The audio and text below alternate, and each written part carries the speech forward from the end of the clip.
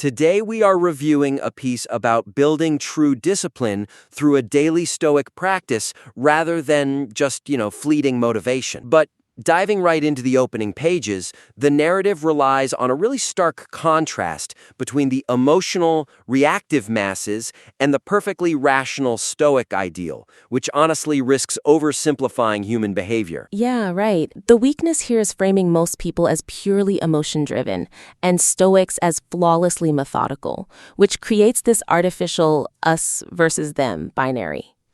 Because when you do that, you ignore the deeply ingrained biological and societal reasons why reactive behaviors are so common today. The reader is probably going to feel judged for their natural baseline, rather than guided out of it. Exactly. So the suggestion is to soften that dichotomy by actively acknowledging the friction of modern life. Framing the Stoic approach not as an elite philosophical club, but as a necessary shared human evolution required to navigate an increasingly distracting world. Right. That completely changes the vibe. Yeah, like instead of relying on statements like, most people move through their days without ever stopping to analyze themselves, the text could reframe this to acknowledge that our modern environment is actively designed to keep us reactive. Oh, totally. I think a concrete example here would be comparing modern reactive behavior to a default operating system that we are all born with. Oh, I like that.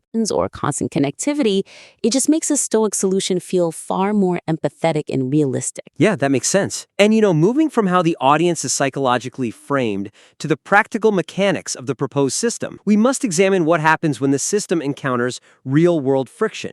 Because currently the material lacks the safety net for when the practitioner inevitably resists the review process itself. Right. The glaring weakness is that the text assumes once the 10-minute nightly review and 5-minute morning prep are established, the individual will just consistently execute them. Which, let's be real, doesn't always happen. Exactly. It completely fails to address the meta-procrastination that occurs when a person behaves poorly during the day and then out of shame or exhaustion avoids the notebook at night entirely. So the suggestion to fix that is to introduce a failure protocol for the system itself, offering a scaled-down, frictionless version of the practice on days when resistance to the notebook is exceptionally high. Give them an easy win. Right. As a concrete example, suggest adding a 1-minute micro-audit for nights when a full 10-minute deep dive feels impossible. This could consist of a single, non-judgmental question, such as, did I pause today? Wait, let me jump in with a specific pushback there. If a reader avoids a difficult conversation,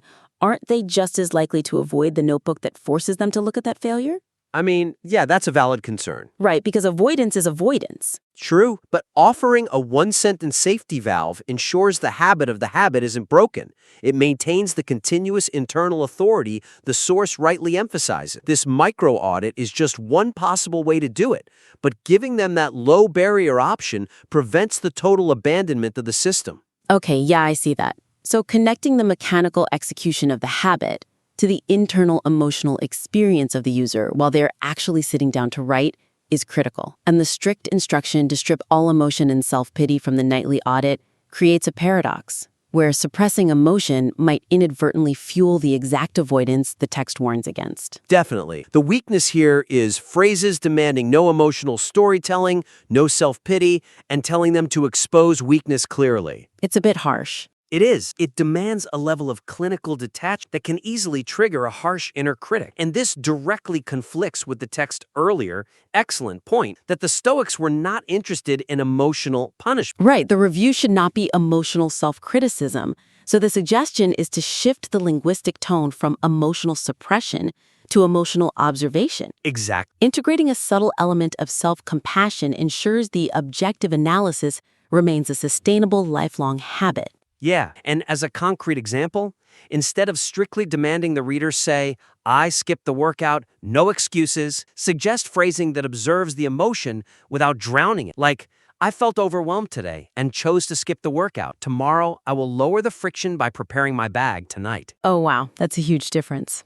Enforcing hyperfactual reporting might inadvertently turn the notebook into a sterile adversary, rather than a helpful tool. Providing actionable phrasing tweaks like that ensures the Stoic mirror acts as an encouraging coach reviewing game tape rather than a judge handing down a sentence. That's just one way to implement it, but it works beautifully. To recap this critique, the source material lays an incredibly strong foundation for building discipline, but it can be elevated by softening the us versus them framing of modern behavior. Yeah, and introducing a micro-audit protocol for days when the user resists the notebook. Right. And finally, tweaking the language of the nightly review to encourage compassionate observation rather than emotional suppression. Implementing these actionable shifts will ensure the text deeply resonates with its audience and sets them up for long-term success. Please submit your revised materials back. We would love to dive into your next draft and continue to help you refine this excellent work.